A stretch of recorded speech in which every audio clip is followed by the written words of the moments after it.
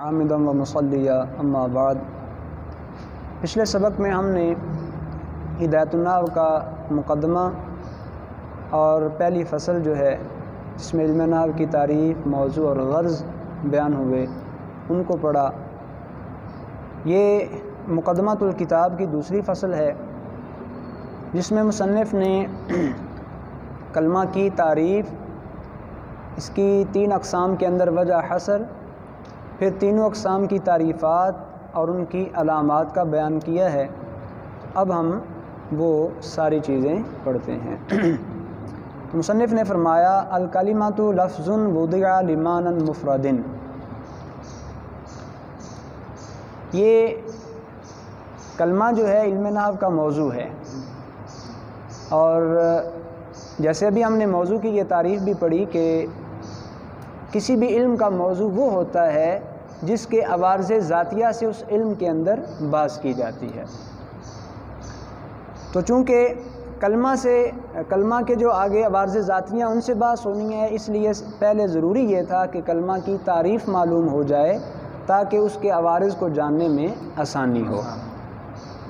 تو سب سے پہلے کلمہ کی تعریف کی، کیا فرمایا؟ کلمہ وہ لفظ ہے جس کی وضع مفرد معنی کے لیے ہو۔ کلمہ وہ لفظ ہے جس کی وضع اکیلے معنی کے لیے ہو، مفرد معنی کے لیے ہو۔ وَهِيَ مُنْحَصِرَةٌ فِي 3 اقسام۔ فرمایا کہ یہ 3 اقسام کے اندر منحصر ہے، اس کی 3 قسمیں ہیں، اسم و فعل و حرف۔ پہلی قسم اسم ہے، دوسری فعل اور تیسری حرف۔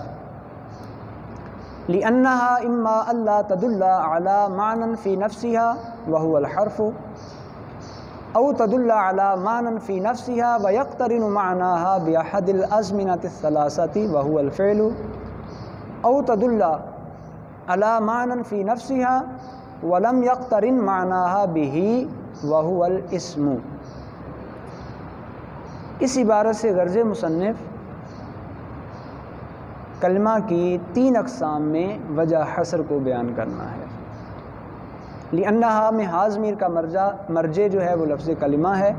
فرمایا کیونکہ کلمہ یا تو اپنے ذاتی معنی پر دلالت نہیں کرے گا، اگر ایسا ہے تو وہ حرف ہوگا، یا وہ ذاتی معنی پر دلالت کرے گا اور 3 زمانوں میں سے کسی ایک زمانے کے ساتھ اس کا معنی ملا ہوا ہوگا، اور یہ فعل ہے۔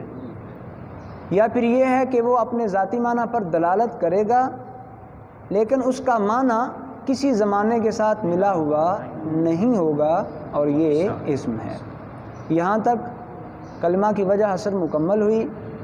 اب ان تینوں اقسام کی جو تفصیل ہے مصنف اس کو بیان کرنے لگے ہیں۔ سب سے پہلے اسم کی تعریف اور علامات کو بیان کریں گے، پھر فعل کی تعریف اور علامات، پھر حرف کی تعریف اور علامات، ساتھ ساتھ ان تینوں کی وجہ تسمیہ کیا ہے، اسم کو اسم کیوں کہتے ہیں، فعل کو فعل کیوں کہتے ہیں، حرف کو حرف کیوں کہتے ہیں، یہ بھی ذکر ہوگا۔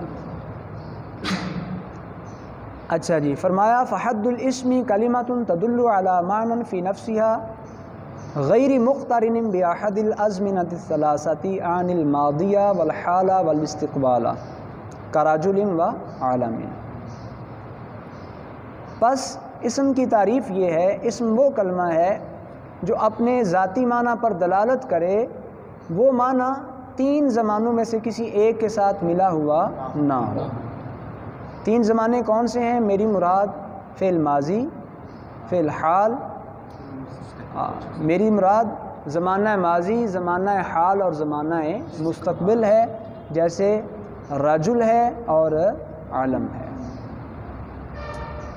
وعلامته صحة الإخبار عنه نحو زيد قائم، والإضافة نحو غلام زيد، ودخول لام التعريف كالرجل، والجر والتنوين نحو بزيد، والتثنية والجمع والنعت والتصغير والنداء، فإن كل هذه خواص الاسم۔ یہاں سے غرض مصنف اسم کی علامات کو بیان کرنا ہے۔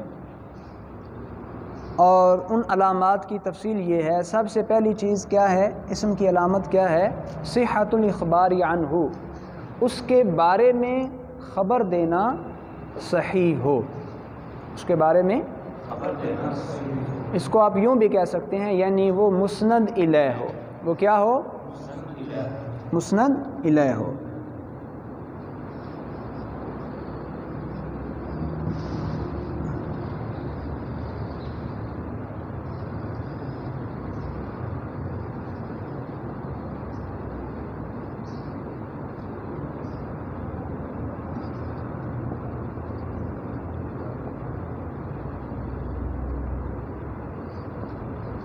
پہلی علامت کیا ہے، وہ مسند الیہ ہو، جیسے زید،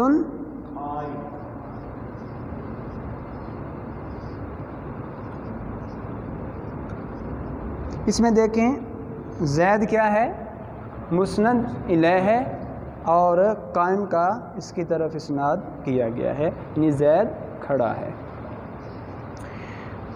دوسری علامت کیا ہے، والاضافۃ، وہ مضاف ہو، کیا ہو،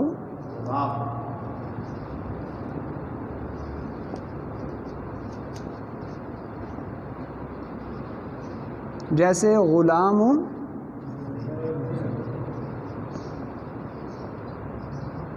اس میں غلام کیا ہے، مضاف، تو اضافت جو ہے وہ اس کی علامت ہے۔ تیسری علامت ہے لام تعریف کا داخل ہونا،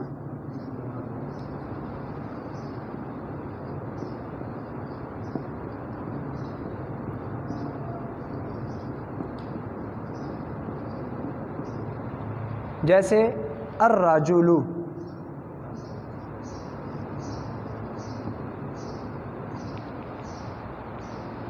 چوتھی علامت حرف جر کا داخل ہونا،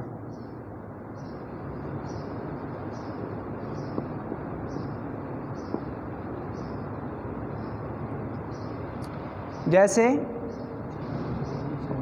بی زے، اس میں با کیا ہے، حرف جر۔ حروف جارہ کتنے ہیں، 17 ہیں۔ میں آسانی کے لیے وہ احباب جو اس میں ابتداءً شامل ہوئے ہیں اور انہیں حروف جارہ کا علم نہیں ہے، وہ بھی اس چیز کو نوٹ کر لیں، جب اسم کی علامات کا بیان ہو تو وہ اس چیز کو دیکھ کے سمجھ لیں کہ اگر ان حروف میں سے کوئی حرف کسی کلمے پر آیا ہوا ہے تو وہ کلمہ کیا ہوگا، اسم ہوگا۔ جی کیا ہیں، باؤ، کافو، لامو، واؤ، منزو، مز،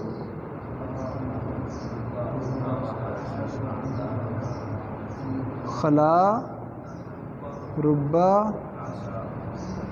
حاشا، من، ادا، فی، عن، علا، حتی اور الہ۔ تو ان 17 حروف میں سے کوئی حرف کسی کلمے پر آئے تو وہ کلمہ کیا ہوگا، اسم ہوگا۔ اس کے بعد اگلی علامت کیا ہے جی، تنوین۔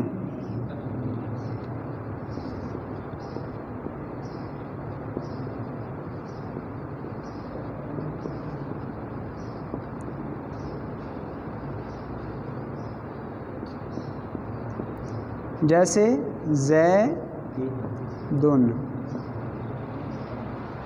زیدن۔ اچھا جی، چھٹی علامت یہ ہے وہ تثنیہ ہو، کیا ہو، تثنیہ۔ تثنیہ کا مطلب یعنی وہ دو لوگوں پر دلالت کرے، جیسے رجلانی۔ ساتویں علامت جمع ہو،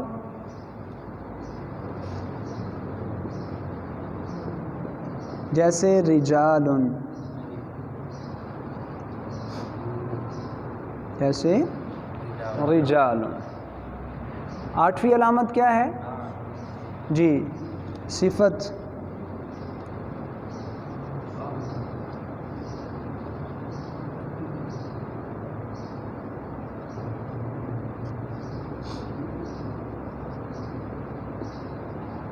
جیسے رجل عالم.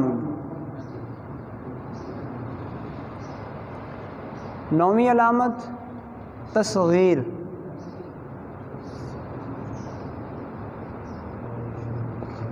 جیسے قریش.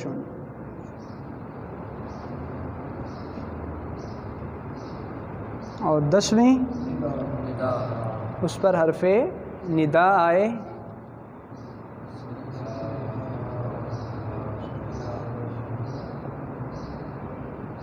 یا زید یا رجل. فإن كل هذه خواص الاسم. یہ سارے کے سارے کیا ہیں؟ اسم کے خواص ہیں. یہاں تک ہم نے اسم کی تعریف اور اس کے خواص علامات کا بیان پڑھا.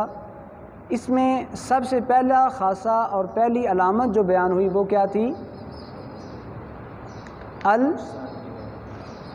الاخبار، صحت الاخبار عنہ. اگلی عبارت میں مصنف اسی اخبار عنہ کا معنی بیان کر رہے ہیں. وَمَعْنَى الْإِخْبَارِ عَنْهُ أَنْ يَكُونَ مَحْكُومًا عَلَيْهِ. اخبار عنہ کا معنی کیا ہے؟ وہ یہ ہے کہ اسم محکوم علیہ ہو، یعنی اس پر حکم لگایا گیا ہو. لِكَوْنِهِ فَاعِلًا او مفعولا او مبتداً. کس چیز کا؟ فاعل ہونے کا، یعنی وہ فعل کا فاعل بن رہا ہے، یا مفعول ہونے کا، یعنی وہ فعل کے اندر فاعل کا مفعول بن رہا ہے، او مبتداً یا کسی جملے کے اندر وہ مبتدا بن رہا ہے. تو اس پر فاعل یا مفعول یا مبتدا ہونے کا حکم لگایا جانا اخبار عنہ کا یہ مطلب ہے. وَيُسَمَّى اسْمًا لِسُمُوِّهِ عَلَى قَسِيمَيْهِ لَا لِكَوْنِهِ وِسْمًا عَلَى الْمَعْنَى. اس عبارت سے غرض مصنف اسم کی وجہ تسمیہ بیان کرنا ہے. اسم کو اسم کیوں کہا جاتا ہے؟ دراصل جو انہوں نے انداز اختیار کیا ہے، اس انداز کو اختیار کرنے کی ایک وجہ یہ ہے کہ اسم کی وجہ تسمیہ کے اندر نحویوں کے 2 گروہ ہیں، بصری اور کوفی. ان کا اختلاف ہے. جو بصری نحوی ہیں ان کا یہ کہنا ہے کہ اسم کو اسم اس لیے کہتے ہیں کیونکہ یہ دیگر جو 2 قسیم ہیں، اس کے قسیم سے مراد مد مقابل یعنی فعل اور حرف، چونکہ مقام اور مرتبہ میں یہ ان دونوں سے بلند ہوتا ہے، اس وجہ سے اس کو اسم کہتے ہیں. یعنی اسم کا پھر معنی کیا بن گیا؟ بلندی والا. تو ان قسیموں پر مد مقابل دونوں قسموں پر یہ بلند ہوتا ہے، اس لیے اسم کہتے ہیں. یہ کن کا موقف ہے؟ جو بصرہ کے نحوی ہیں. اور جو کوفہ کے نحوی ہیں، کوفی ہیں، ان کا یہ کہنا ہے اسم کی وجہ تسمیہ یہ نہیں ہے، بلکہ اسم کو اسم اس لیے کہتے ہیں کیونکہ یہ معنی پر علامت ہوتا ہے. معنی پر علامت ہوتا ہے، تو معنی پر علامت ہونے کی وجہ سے اس کو اسم کہا جاتا ہے. لیکن مصنف کا یہ انداز اس بات کی طرف اشارہ کر رہا ہے کہ مصنف کے نزدیک جو بصری نحوی ہیں ان کا موقف راجح ہے. اس لیے مصنف نے فرمایا وَيُسَمَّى اسْمًا لِسُمُوِّهِ عَلَى قَسِيمَيْهِ. اور جو کوفی ہیں ان کا موقف راجح نہیں، اس لیے فرمایا لَا لِكَوْنِهِ وِسْمًا عَلَى الْمَعْنَى. یہاں تک ہمارا یہ سبق مکمل ہوا. اللہ رب العزت کی بارگاہ میں